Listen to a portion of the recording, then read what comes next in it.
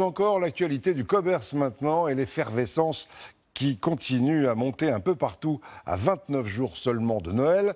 Un Français sur trois aurait déjà commencé à faire ses achats. On vous le disait la semaine dernière, c'est souvent moins cher en novembre.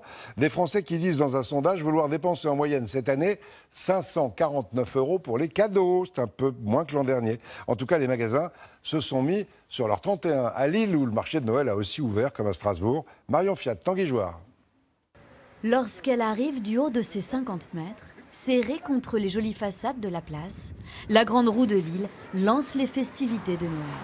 Cette fois on y est, les vitrines scintillent et les commerçants ont à cœur d'égayer leurs boutiques avec des paillettes, des plumes et tout ce qui brille. Noël dans un salon de coiffure, c'est un moment magique parce que les clientes sont demandeuses, elles veulent être belles et le beau rend heureux.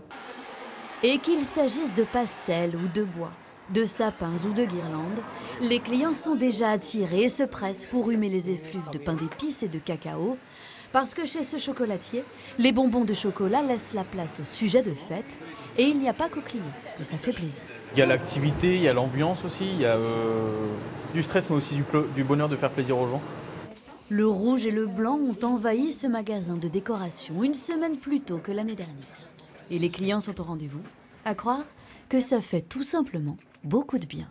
Ça fait partie de l'esprit de Noël, de voir, d'entendre la musique, de voir les décorations. C'est la fête.